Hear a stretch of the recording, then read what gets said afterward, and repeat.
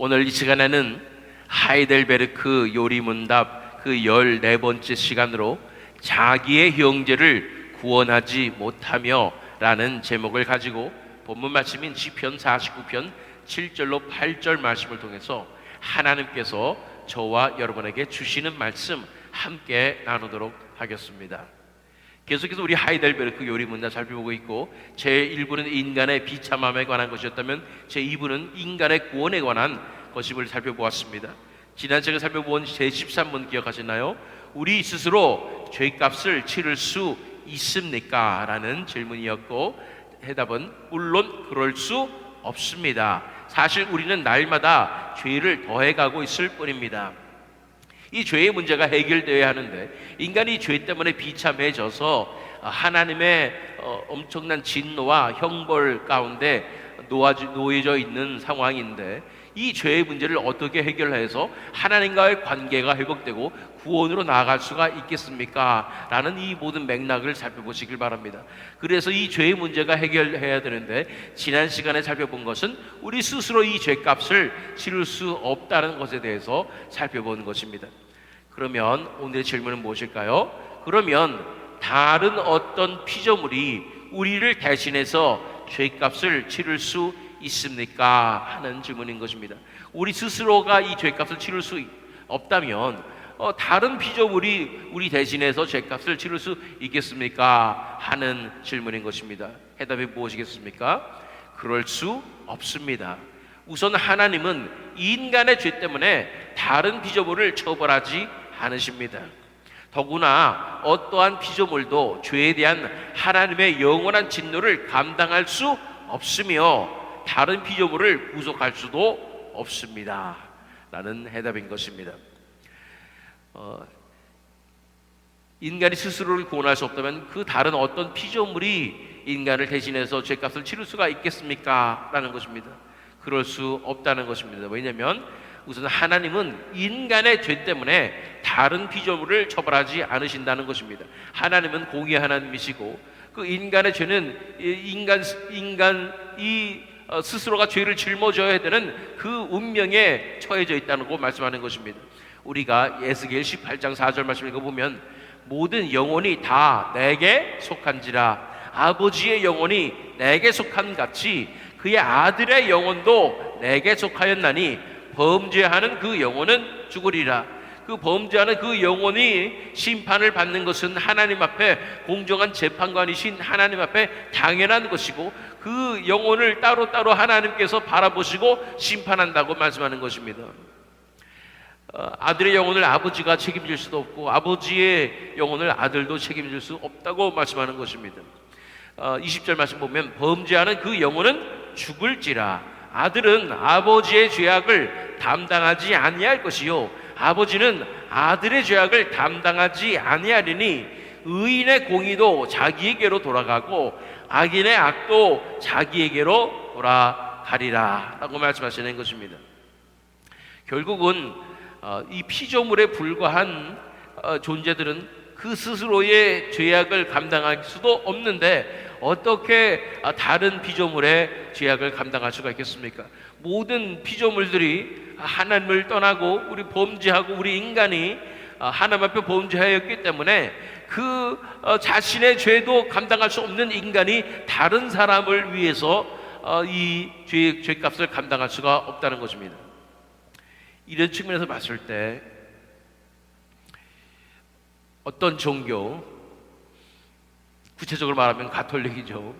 이 연옥이라는 교리가 있어서 한마디로 우리가 선행을 하면 우리의 죄가 이제는 감해지는 것이라고 믿는 것인데, 그래서 우리가 우리 개개인의 삶 가운데서도 열심히 선행을 하면서 살면은 이 공로가 메릿이 쌓여서 내가 천국에 갈 수도 있을 뿐 아니라, 지금 우리의 먼저 간 가족들은 아무리 봐도 이 선행을 잘 하지 못해가지고 연옥에 갇혀 있을 텐데, 거기서 고통받고 있을 텐데, 내가 여기서 그들을 위해서 열심히 기도하고 열심히 더 선행을 해가지고 덕을 쌓으면은 그것이 그들에게 적용이 되어서 그들도 언젠가는 연옥에서 벗어나서 이 낙원의 천국에 들어가게 될 것이다 라는 그런 교리를 갖고 있는 것입니다. 그래서 돌아가신 부모를 위해서 열심히 또 살고 기도하고 이런 모습들을 보게 되는데,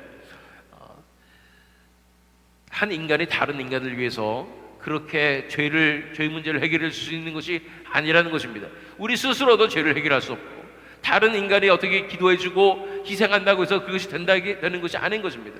범죄하는 그 영혼은 죽을지라 아들은 아버지의 죄악을 담당하지 아니할 것이요 아버지는 아들의 죄악을 담당하지 아니하리니 의인의 공의도 자기에게로 돌아가고 악인의 악도 자기에게로 돌아가리라 말씀하시는 것입니다. 그리고 그러면 다른 어떤 피조물이 우리를 대신해서 죄값을 치를 수 있습니까? 그럴 수 없습니다. 우선 하나님은 인간의 죄 때문에 다른 피조물을 처벌하지 않으십니다. 더구나 어떠한 피조물도 죄에 대한 하나님의 영원한 진노를 감당할 수 없으며 다른 피조물을 구속할 수도 없다는 것입니다. 하나님의 그 진노가 너무나 엄청나다는 사실을 알아야 돼요. 그것을 돈으로 환산한다면 너무나 엄청나기 때문에 그 누구도 이 하나님의 진노의 죄의 이 형벌의 빚을 갚을 수 없다는 것입니다. 시편 130편 3절 말씀, 여호와여 주께서 죄악을 지켜보실진데 주여 누가 서리이까. 하나님의 거룩하심과 하나님의 죄에 대한 그 엄정하심을 바라보게 될 때 이 죄의 값은 너무나 엄청나며 하나님의 진노의 잔은 너무나 큰 것입니다. 그것을 어떤 인간이 스스로도 이 값을 치를 수 없을 뿐 아니라 다른 사람을 위해서도 치러줄 수 있는 자격이 없다는 것입니다. 그래서 본문 말씀으로 들어가면 시편 49편 7절로 8절 말씀, 아무도 자기의 형제를 구원하지 못하며 그를 위한 속전을 하나님께 바치지도 못할 것은 그들의 생명을 속량하는 값이 너무 엄청나서 영원히 마련하지 못할 것임이니라. 그래서 아무리 사랑하는 가족들이라도 그들을 위해서 우리가 이 죄의 값을 치를 수도 없고 그 속전을 하나님께 바치지도 못할 것은, 왜냐하면 그게 너무나 많기 때문인 것입니다. 이 전구절에 보면 사람들이 자신의 재물을 의지하고 자랑하는 사람들이 있다는 것입니다. 그런데 아무리 전 세계에 있는 모든 재물을 다 가진 1등 부자라도, 일론 머스크라도 그 전 재산을 다 팔아서도 자신의 가족의 죄의 값을 치를 수가 없다고 말씀하시는 것입니다. 그들의 생명을 속량하는 값이 너무 엄청나서 영원히 마련하지 못할 것임이라고 말씀하고 있는 것입니다. 어떤 재물로도 다른 사람의 죄의 값을 치를 수 없고, 어떤 기도와 간절함도, 어떤 희생도 그 값을 치를 수가 없다고 말씀하고 있는 것입니다. 피조물로서는 불가능합니다. 그래서 우리는 대책이 필요한 것이죠. 우리 스스로도 죄의 값을 치를 수 없고, 다른 사람들도, 우리의 사랑하는 가족들도 우리의 죄의 값을 치를 수가 없다면 그 누가 이 죄의 값을 치러줄 수 있단 말입니까? 그것은 우리 정답을 잘 알고 있죠. 바로 우리 주 예수 그리스도로만 이 죄의 값이 치러지는 것입니다. 자, 그러면 다른 어떤 피조물이 우리를 대신해서 죄값을 치를 수 있습니까? 그럴 수 없습니다. 우선 하나님은 인간의 죄 때문에 다른 피조물을 처벌하지 않으십니다. 더구나 어떠한 피조물도 죄에 대한 하나님의 영원한 진노를 감당할 수 없으며 다른 피조물을 구속할 수도 없습니다. 히브리서 2장 17절 18절 말씀, 그러므로 그가 범사에 형제들과 같이 되심이 마땅하도다. 이는 하나님의 일에 자비하고 신실한 대제사장이 되어 백성의 죄를 속량하려 하심이라. 그가 시험을 받아 고난을 당하셨은즉 시험 받는 자들을 능히 도우실 수 있느니라. 하나님의 아들 제2의 위격이신 성자 하나님께서 직접 이 땅에 오셔서 인간이 살았어야 할 그 의의, 율법의 의를 완성하는 그 삶을 다 살아내시고 온전한 의인의 삶을 살아내심으로써 이제는 죄인된 인간들을 이 구속할 수 있는 자격이 있는데, 그 이유는 뭐냐면 하나님의 아들의 목숨값이 엄청나기 때문인 것입니다. 그분의 거룩하심과 그분의 사랑과 그분의 의로우심이 엄청나기 때문이라는 것입니다. 인간의 죄악보다 더 크신 예수 그리스도의 거룩하심과 의로우심과 아름다우심을 바라보시고 하나님의 아들의 목숨값을 바라볼 때 오직 예수 그리스도를 통해서만 우리가 구원받을 수 있다는 사실을 우리가 기억할 수가 있는 것입니다. 우리 죄악의 심각성을 깨닫지 못한다면 예수님 이외에도 인간이 구원받을 수 있는 길이 있을 수도 있을 것 같은 느낌이 드는 거예요.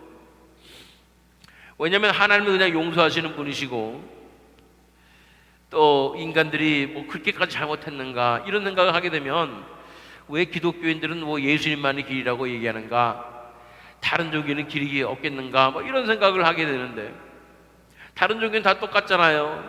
우리 죄 지었으면 그거를 열심히 노력하고 선행을 하면은 우리가 다 갚을 수 있고 그래서 열심히 훌륭하게 살면 된다. 그래서 성경이 말한 진리는 무엇입니까? 전적으로 타락하여서 우리 안에 생각하는 것은 너로 것밖에 없고 우리가 하는 모든 선행조차도 오히려 죄만 쌓는 그런 엄청난 죄인이라는 사실을 우리가 깨닫게 돼야 이게 정말 불가능하구나, 우리의 어떤 노력으로도 불구하고 우리 가족의 어떤 간구로도 불구하구나, 이런 것을 깨달아야 되는 것입니다. 그럴 때에 오직 엄청난 이 희생의 값이 들여져야 이 죄의 문제가 해결될 수 있는데 그것을 아무리 계산을 따져봐도 피조물로는 안 되고 결국은 창조주이신 하나님의 아들 성자 하나님 제2의 위격 예수 그리스도의 목숨값으로만 가능하다라는 사실을 알게 되는 것입니다. 그분의 희생으로만, 그분의 십자가로만, 그분의 보혈로만 가능한 것입니다. 그러니 예수 그리스도를 통하지 않고는 그 누구도 천국에 갈 수도 없고 하나님께 용서받을 수도 없고 하나님과의 관계가 회복될 수도 없다는 사실인 것입니다. 이것이 엄청나다는 사실을 깨닫게 될 때 우리는 진정한 회심으로 가까이 나갈 수 있게 됩니다.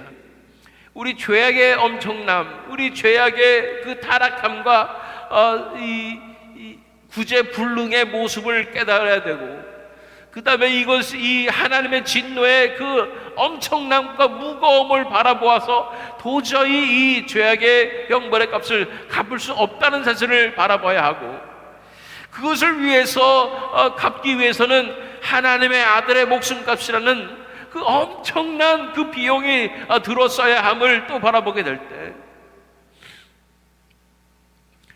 그 예수님을 통하지 않고는 결코 구원받을 수 없는 하나님과의 관계가 회복될 수 없는 상황이라는 것을 우리가 알게 된다는 것입니다. 그러니 예수 그리스도 외에는 다른 길이 없는 것입니다. 또한 천국 가는 것이 왜 이렇게 힘든가? 예수 그리스도의 목숨값이 하나님으로부터 지출이 되었고 이 투자가 되었는데 이것을 우습게 여기고 내가 믿는다고 생각하면서 진정으로 예수님 앞에 내 인생을 다 내어드리지도 않고 정말로 예수님을 사랑하지도 않고 하나님을 목숨을 다해서 사랑하지도 않는데 어떻게 하나님께서 그것을 진정한 믿음이라고 생각하고 천국에서 받아주실 수가 있겠습니까? 우리가 진정한 믿음을 어떻게 가질 수가 있겠습니까? 믿음은 우리가 갖고 싶어서 가져지는 것이 아닙니다.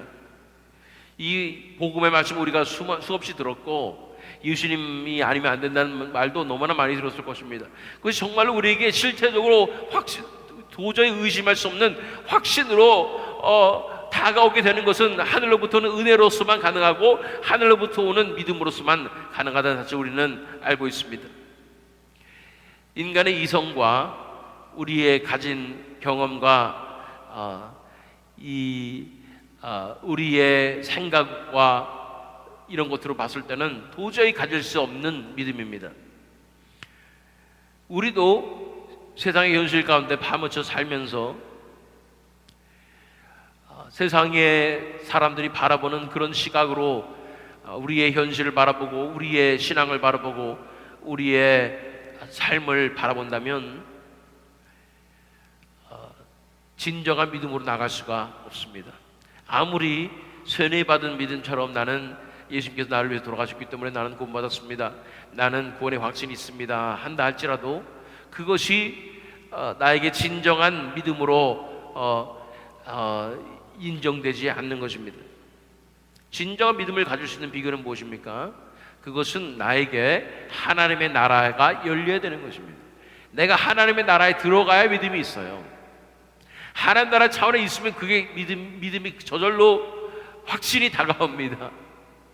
하나님의 살아계심이 너무나도 확실하고 하나님의 구원의 계획이 너무나 확실하고 십자가가 하나님께서 주신 놀라운 인간의 역사의 중심이라는 사실이 그냥 너무나도 실체적으로 다가오게 되는 것입니다.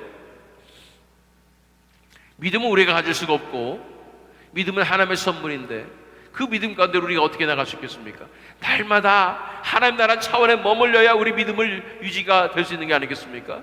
네 믿음은 나의 것이 아닙니다. 하나님께서 주신 것이고 하나님의 은혜라는 사실을 기억하게 될 때 날마다 이 천국의 차원으로 들어가는 이 삶이 얼마나 중요한가를 알 수가 있게 되는 것입니다.